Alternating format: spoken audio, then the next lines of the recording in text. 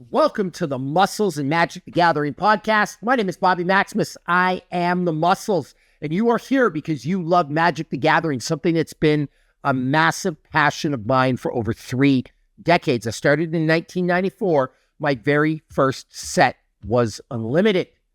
And if you're a fan of the channel, or if it's your very first day here, you've got to know something about me.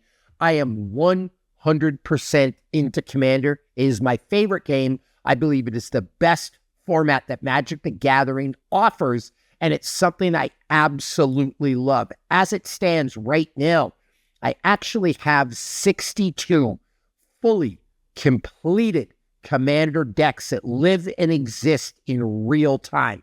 When I tell you I'm obsessed with the game of Commander, I am dead serious when I say that.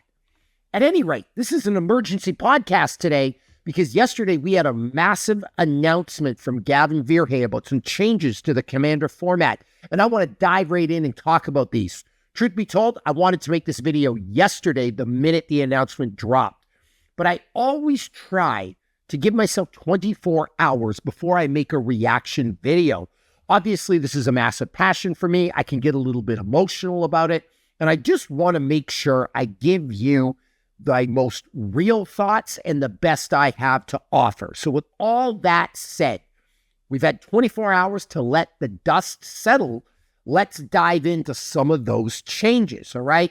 Now, the first thing I want to talk about is there have been some changes to the bracket system, and I want to discuss those. And actually, as a starting point for the discussion, Rachel Weeks, who's on the Commander format panel, and by the way, I enjoy her content very, very much. She's one of the best people in the community. She summarized everything in this really good graphic, and that's a great place to start. Let's look at this and let's read, and let's talk about some of the core changes. So first of all, we've got the exhibition bracket, and this might be a review for you, but there's a lot of new people who need to know this.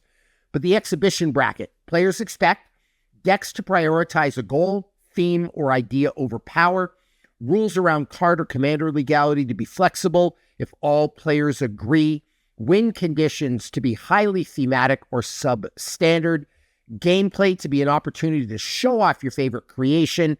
And here's one of the changes that they made. And I don't know if it's necessarily a change, it's more of a clarification: to play at least 9 turns before anyone wins or loses.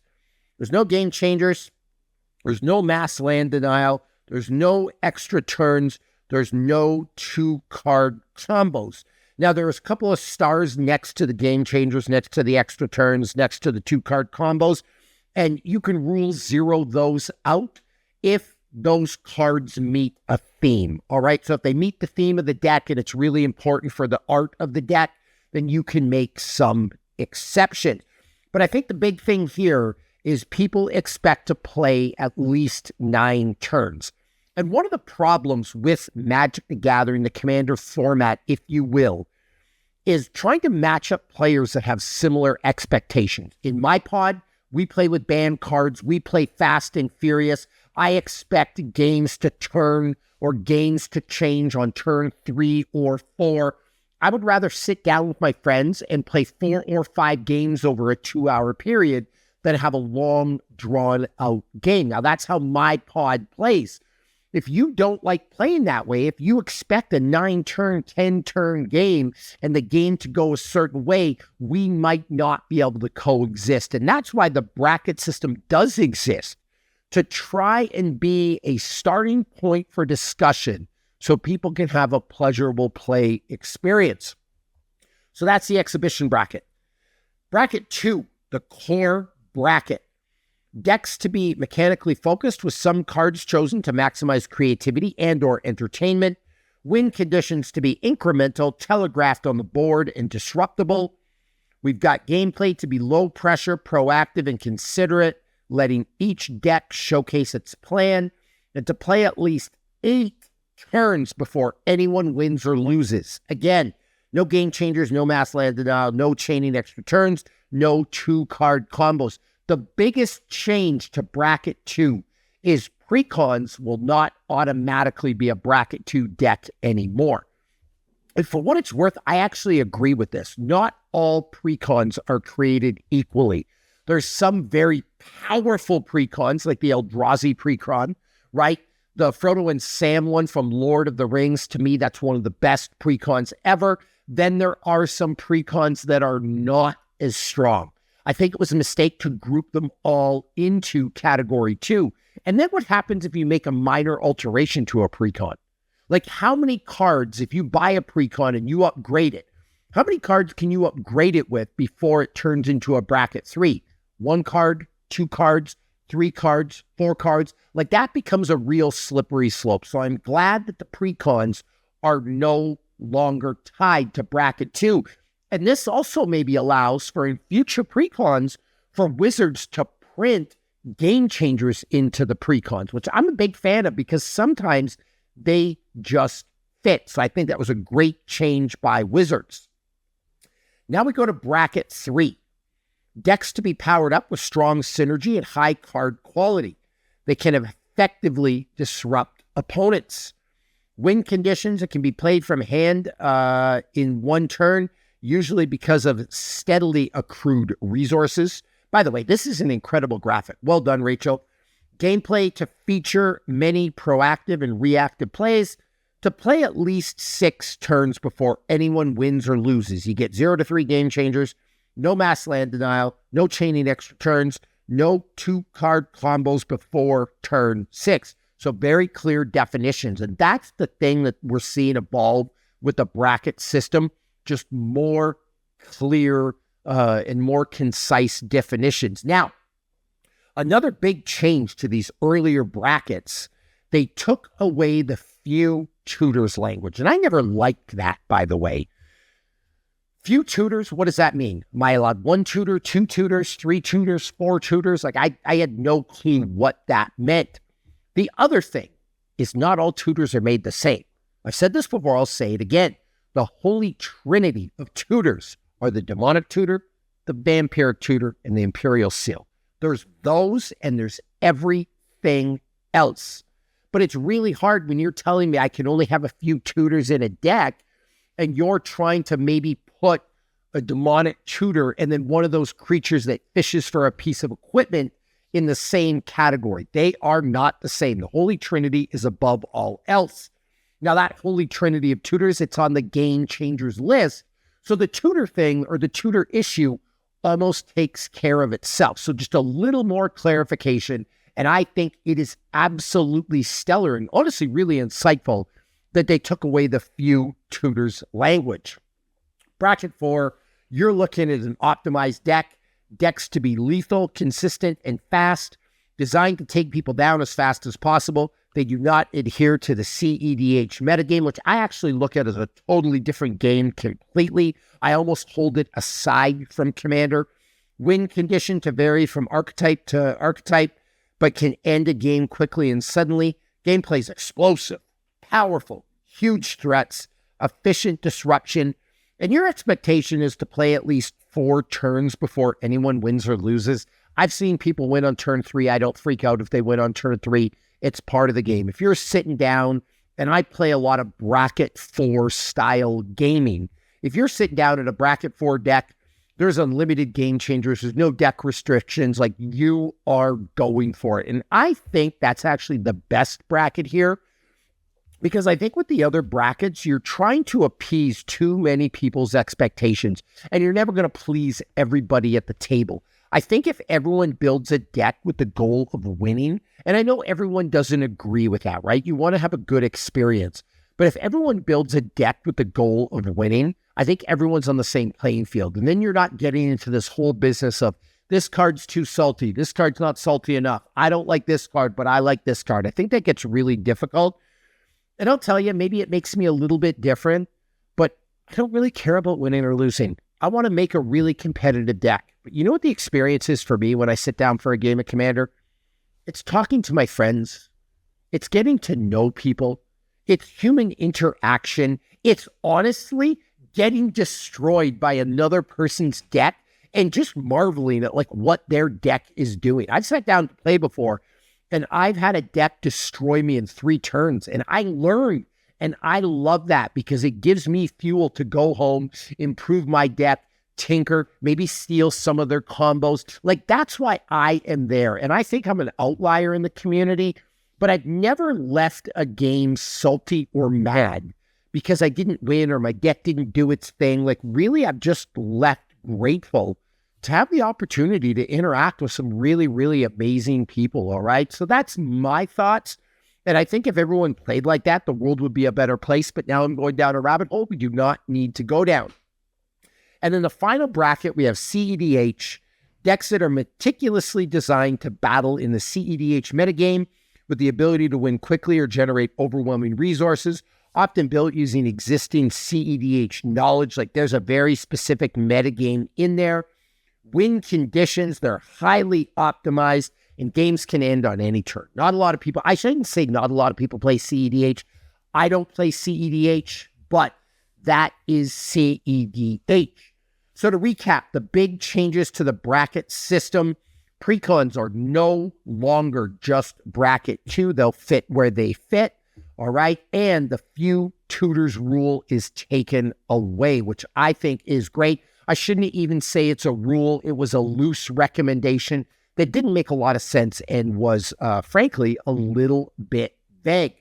So that's the first big piece of information. Now, that was kind of a big reveal, right? The bracket system has changed a little bit, but really all they're trying to do with the bracket system is they're trying to figure out a better starting point for that Rule Zero discussion, if you will. And if you don't know what Rule Zero is, if you're new to the channel, and my channel is all about helping new and intermediate players, Rule Zero is that conversation you have. You sit down, you talk with the other players, like, what's our expectation here? How are we going to play? So you're trying to just help everybody have a good experience, all right? It's a little debrief before the game, like the pre-game talk, if you will. But the biggest news of the day by far is we have 1, 2, 3, 4, 5, 6, 7, 8, 9, 10 cards that were removed from the Gamechangers list. And I want to cover those off now because this is actually a massive change. Like the ripples that are going to go out through the community, you can really fundamentally now change your bracket 3 decks. This doesn't affect bracket 4 because you were allowed unlimited game changers. But in bracket 3, where you're only allowed 3 game changer slots, you have to carefully construct what game changers you're going to have in that deck. You're limited to 3. So the fact that these 10 cards, for a lot of people, these are going to free up some of those extremely valuable game changer slots. The first card I want to talk about is Expropriate. And Expropriate is a great card. It costs 9 mana. Council's Dilemma, starting with you. Each player votes for time or money. For each time vote, take an extra turn after this one. For each money vote, choose a permanent owned by the voter and gain control of it. Exile Appropriate. First of all, never give somebody an extra turn. Ever, ever, ever, ever, ever. Don't ever do that. But this card, I think this 100% needed to be removed from the Gamechangers list. I love this card, but I struggle with it because it's got a really high casting cost. And if you know me, you know the way I do deck tech. I am obsessed with having a low mana value in my decks. The total mana value is the value of all the mana symbols on the card. So Expropriate, the mana value of that card is 9, 7 colorless and 2 blue. I want my total deck to be in the 140s, the 150s, the 160s. Like, you want to build a competitive deck, that thing's got to move fast. And so Expropriate, for me, it was really hard to fit in a lot of decks because of the massive casting cost. And I think the massive casting cost eliminates it as a game changer. In the same vein, we have Sway of the Stars. That costs 10 mana. Like, you're not bringing that out turn 3 or turn 4. And so I think because it moved so slow, it was really, really like time to take it off the Gamechangers list. This card specifically, each player shuffles his or her hand, graveyard, and permanents he or she owns into his or her library, then draws 7 cards. Each player's life total becomes 7. Great card. It's insane. It completely resets the game. But again, massive casting cost. Got to get it off the Gamechangers list. Another one that falls into that category, Jin Gitaxias Core Augur. This is a monster card, and a lot of people think it's miserable to play against. It's got flash, and at the beginning of your end step, draw 7 cards. Each opponent's maximum hand size is reduced by 7. Insane card, but again, casting cost 10. You want to bring this out turn 6 or turn 7. It helps you win the game. Go ahead. I don't think it's a game changer because of the massive casting cost. There's one more massive casting cost card that falls in that category, Vorinclex Voice of Hunger. That costs 8 mana. It's a massive card. Now, when you do bring it out, it can be a game changer. It's got trampled. And whenever you tap a land for mana, add 1 mana to your mana pool of any type that land produced. And whenever an opponent taps a land for mana, that land doesn't untap during its controller's next untap step. Yes, it is a monster card, but again, it's got a huge casting cost. I never thought these 4 were game changers. And frankly, I had a hard time fitting a lot of these. I've got some specific decks these go in, but I had a hard time fitting them in because of that massive casting cost. And if you were to compare like a Vorinclex, a Jin Gitaxias, a Sway of the Stars, or an Expropriate, like to me, they're not in the same category of something as say like a Shieldred, which has a casting cost of 4, which really can change a game. That's not a game changer. These should not be game changers. So that's the first 4 game changers that were taken off.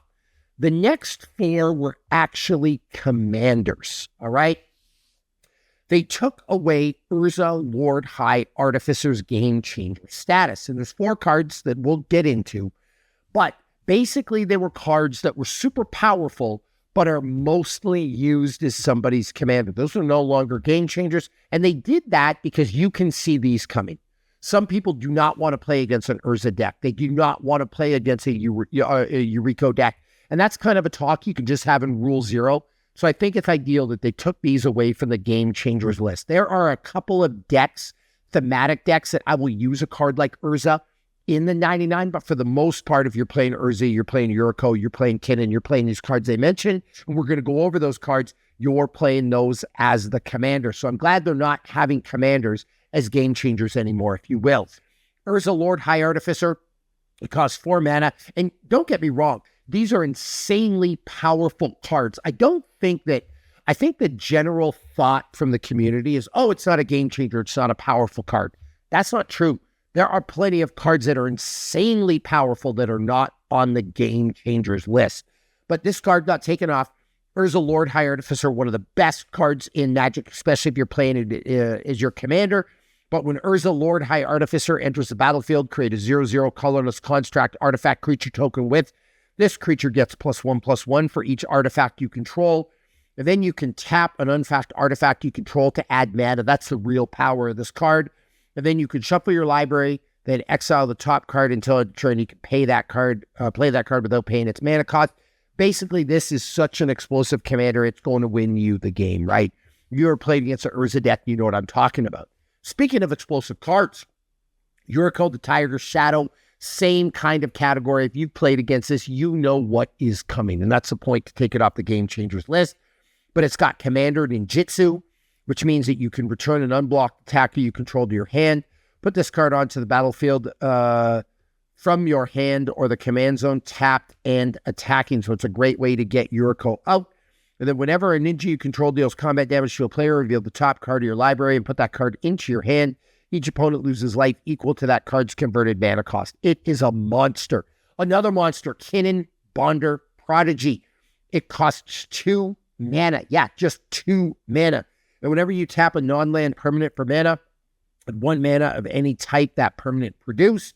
And then if you pay 7 mana, you look at the top 5 cards of your library. You may put a non-human creature card from among them onto the battlefield. Put the rest on the bottom of your library in a random order. This is a monstrous card. And out of these 4, right, that out of Urza, out of Yuriko, out of Kinnan, and out of Winota, which I'll get to, I actually think this is the most powerful card. This could be the one that you could argue could be a game changer because this is useful in a Simic deck, whether it's the commander or not. But it got taken off the Game Changers list, and I am here for it. I think it was a great choice. And then we got Winota, the Joiner of Forces. Costs 4 mana. And funny enough, I actually am just building a Winota deck. I am super excited for it. I've got it right here. This will be my 63rd Commander deck. I got to show this off for a minute because I really, really like it. I've actually got the Bart's Klauser card here. All right, that's from Final Fantasy that I'm using as a commander, but I'm building a super high-powered Winota deck that I love, and I love that it got taken off the Gamechangers list because now I might be able to make a bracket 3 out of this thing. Here's the other thing with the bracket system. This Winota deck, and this is maybe another talk for another episode, I can technically make this a bracket 3, and it's going to play like a CEDH deck. So let's just be clear on that. But we've got the Winota Joiner of Forces. Whenever a non-human creature you control attacks, look at the top 6 cards of your library. You may put a human creature card from among them onto the battlefield tapped and attacking. It gains indestructible till the end of turn. Put the rest of the cards on the bottom of your library in a random order. And this is one of those cards that, again, the fact it's not a game changer means I'm not going to use up a game changer slot, which is going to allow this deck to be a lot more competitive. And that is an overall problem I've had with the bracket system. Like I was saying earlier, it's meant to be a starting point for discussion. Actually, that's not a problem with it. I think it's a great starting point for discussion. What I'm trying to say is there's still some leeway there because you can build a Winota deck that's technically a bracket 2 or 3 that plays like a CEDH style deck. Like it's way over horsepowered. So even with these rules and changes, you still need to rely on people to adhere to the spirit of the bracket system. I've got bracket 2 decks that trash some of my bracket 4 decks. I have bracket 4 decks that trash some of my bracket 2s. Like you have to know what the deck does and you have to like use your head a little bit, all right? So the 4 high casting cost cards off the Gamechangers list, the 4 commanders off the Gamechangers list, and here are the final 2. And the 2 that I think are going to bring up the most discussion. First one is a card called Food Chain. Costs 3 mana. So it's got a low casting cost. You can get it out early. It's an enchantment. Then you can exile a creature you control, add X mana of any one color where X is 1 plus the exiled creature's mana value. Spend this mana only to cast creature spells. So it is an incredible way to mana ramp up. I never saw this as a game changer though. Like I know a lot of you are going to disagree with this and come at me in the comments, but green has so much mana ramp anyway.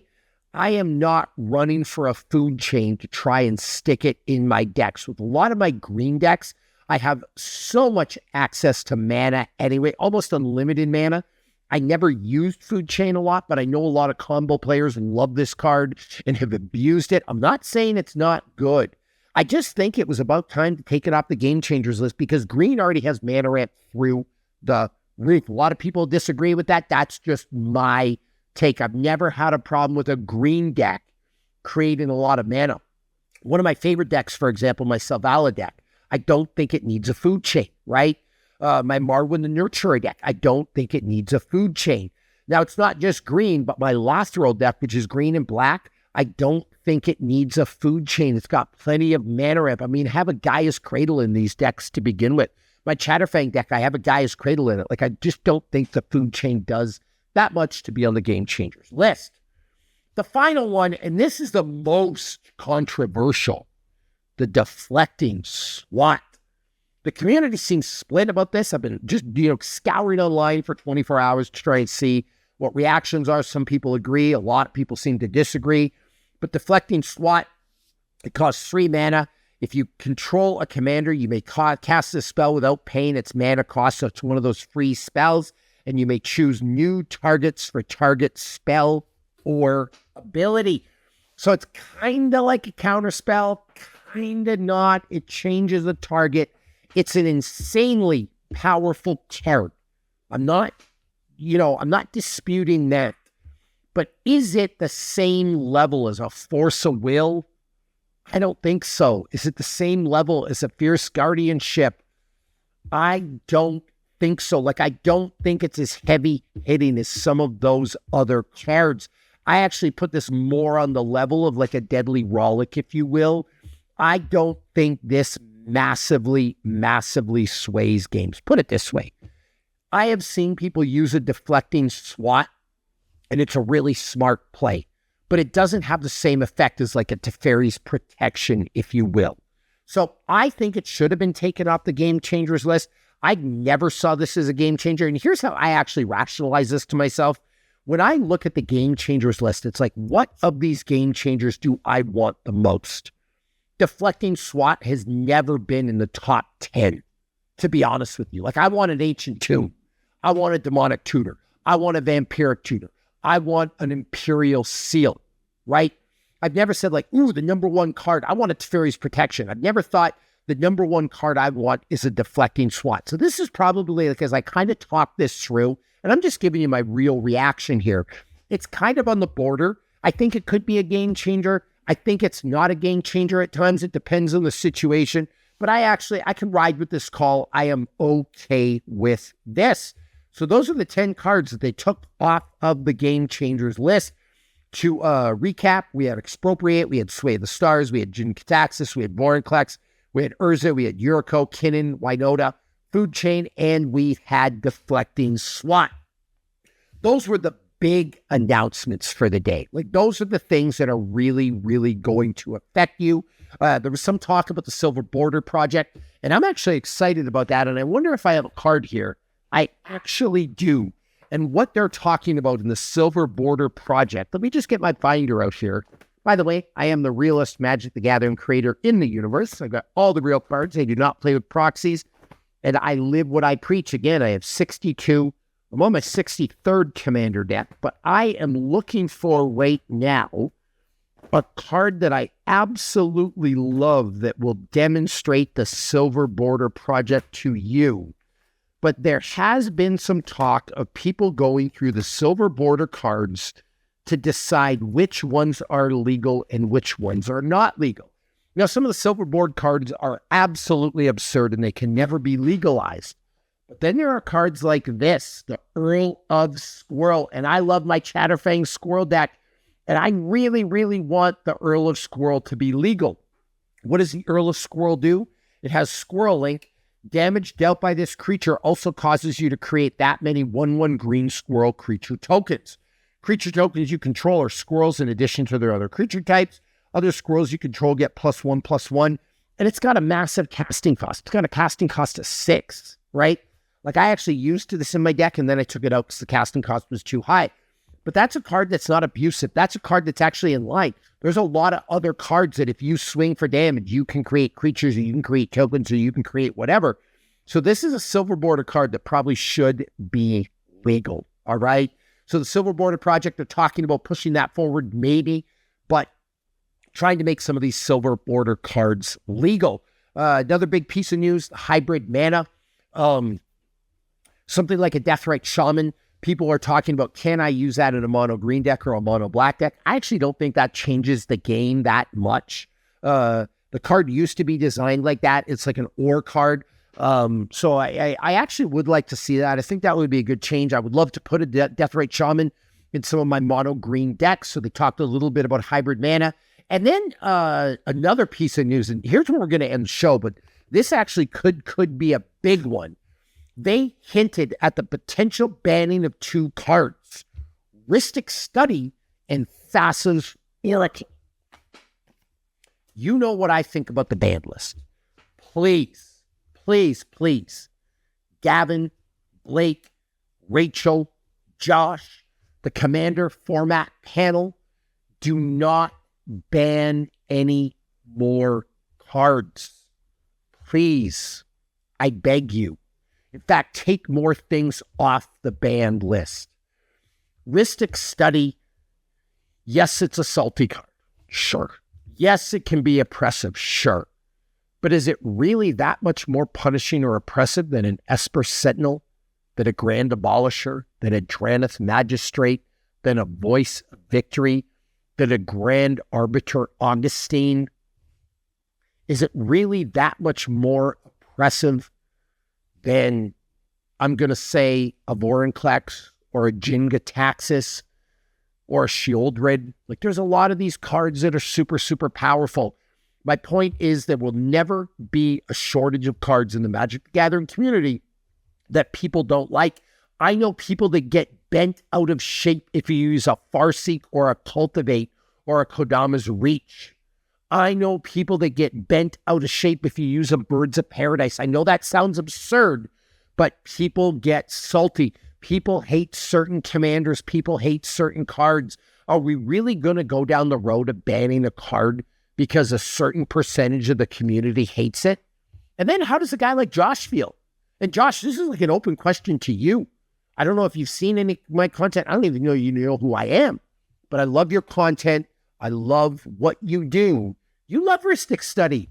You love it. Imagine somebody took your joy away by banning that card. Josh has the right. You should be allowed to play with a Rhystic Study. Josh, I am in your corner on this. Rhystic Study, I absolutely love it. In some cases, I think a Mystic Remora is better. But I think Rhystic Study, if you want to play with it, you play with your Rhystic Study. Just like I don't want you taking away my Dockside Extortionist, which got taken away. You know what I mean? You play with a Rhystic Study, I'll play with a Dockside Extortionist. Like, everybody has their card, and I'm well aware Dockside's banned. My point is, everyone has their card that they love. Everyone has their card that they hate. I think we need to stop banning cards to appease some of the people in the community who just hate everything. Like, I don't want that. Just keep it on the Gamechangers list. So my opinion, Gavin, Commander format panel, Wizards, do not ban any more cards. We don't need more bans. Just keep them on the Gamechangers list. And if you don't want to use those cards, like Rhystic Study and the Gamechangers list, you can go play Bracket 2. You can rule 0 that. You can play Bracket 2. But a card I love shouldn't be banned from Bracket 3 or 4 because you don't like it. And there is some safety in the bracket system with these. I know if I'm going Bracket 3 or 4, I might see a Thassa's Oracle. I haven't even talked about that yet, another insanely powerful card. But I might see a Thassa's Oracle. I might see a Rhystic Study, right? If I play Bracket 3 or 4, so a couple of options. One, if I play Bracket 3, I know someone's only going to have 3 of these game-changing cards. All right? That's just the way it is. So there's some safety in that. Bracket 4, I know I'm sitting down and showing up to win. And there's all kinds of combos, and the game's going to end fast. A Rhystic Study is like, it's a great card. But at Bracket 4, like, you're playing competitive anyway. There's so many other cards you got to worry about. I think it's a wash. In Bracket 2, if you want to play Bracket 2, you are safe from the oppression of the Rhystic Study. So I hope I articulated that well enough. I think I'm kind of tired of the banned list in general, because in some ways, and it's actually funny because I got a couple of them right here. Let me show you because I just did an order. But here we go. Jeweled Lotus. I think it should come off the banned list. I actually hope it does. I've been buying these up like crazy lately. But the Jeweled Lotus and the Mana Crypt, I think they should be legal. I don't think they're as good as a Soul Ring. I'll tell you right now, I've played a lot of Commander games. In my opening hand, I would almost always rather see, not at CEDH, I'm talking like Bracket 4 and below, I would almost always rather see a Soul Ring than a Jeweled Lotus or a Mana Crypt. I think the Soul Ring is a more powerful card. The Soul Ring is legal. The Mana Crypt and the Jeweled Lotus are not. I get the finance of the thing. I get that everyone can afford a Soul Ring. I get that. But if we're just talking rules shouldn't be influenced, in my opinion, by finance or who has access to what, all right? Some people disagree with that, but it's the way it is. There will always be a card. Like, if you're going to ban Jeweled Lotus because a lot of people don't have access to it, then don't you have to ban a Gaia's Cradle? And speaking of Gaia's Cradle, there's a lot of inconsistencies here. Gaia's Cradle's legal. A Tolarian Academy is not. Green's out of control. Gaia's Cradle is an insane land. I can't sit here and look you in the eye with a clean conscience and tell you that a Tolarian Academy is that much better than a Gaia's Cradle. Do you know what I mean? So my whole thing with the ban list is, if you open up the floodgates on banning cards, you got to ban a whole whack of cards. And then people lose their favorite thing. So I just say, no more bans, Wizard. I hope I have articulated that enough. Just keep Rhystic Study and Thassa's Oracle on the Gamechangers list, and let's unban more cards. Free my Hull Breacher. free my Dockside Extortionist, free my Jeweled Lotus, free my Mana Crypt, free my Primeval Titan. I actually really think by banning some of these higher casting cost cards, that clears the way for a primetime unban, but we will see. But that is my message to you. Josh, fight for me on this one. I know you love the Rhystic study. All right, fight for me to keep that in the game, please. And I have been very vocal about how I don't like playing against Thassa's Oracle, but I do not want it banned. If you like playing with it, go nuts. If you win the game with it, go nuts. It's not my cup of tea, but I do not want it banned. So yes, there are cards that Bobby Maximus doesn't like either, but a banned list is not the answer. So that about sums up the show. I would love to hear your thoughts. What do you think about the bracket system? What do you think about the few tutors? What do you think about the hybrid mana? What do you think about the game changers? Please put your thoughts in the comments below. Do me a favor, trying to keep it positive. I want to be the most positive, the most real Magic the Gathering channel on the planet. I am here to have a constructive discussion. So I would love to hear from you. I would love to get to know you. Thank you for the support. Thank you for watching the channel. There's all kinds of videos for everyone on here, and there's a lot more to come. So stay tuned, and I will see you the next episode.